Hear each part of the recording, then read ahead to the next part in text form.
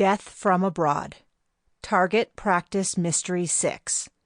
Written by Nikki Haverstock. Narrated by the author.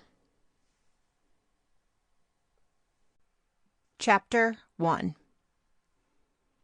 I absently scratched behind Moo's gigantic Great Dane ears while typing up the final draft of my email to Orion at Westmount Anderson Industries headquarters.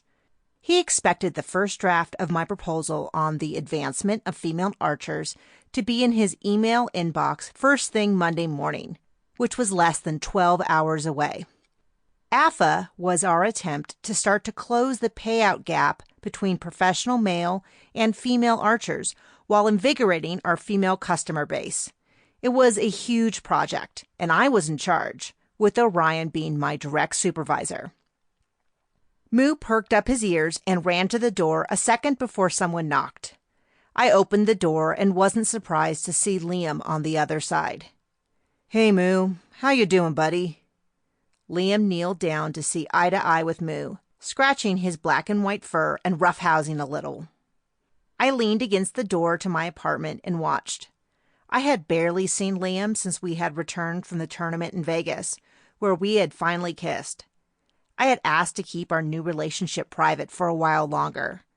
The AFA project had absorbed every second I wasn't working at the Westmount Training Center for competitive shooting sports or grabbing some archery practice at the range.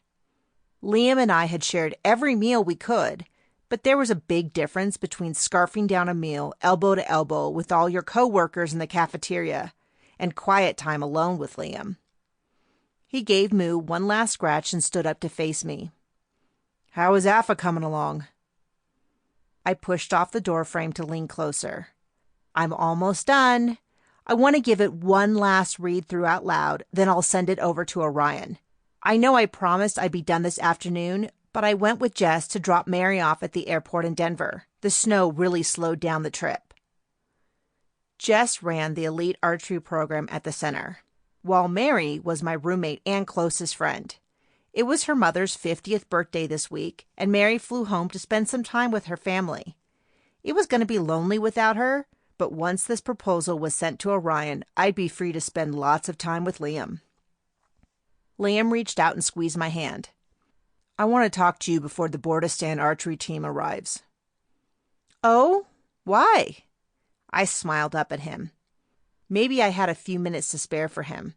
We could hang out alone for once, and I could finish my proposal later. An involuntary yawn stifled my thoughts, sneaking up on me after a week of... Sample complete. Ready to continue?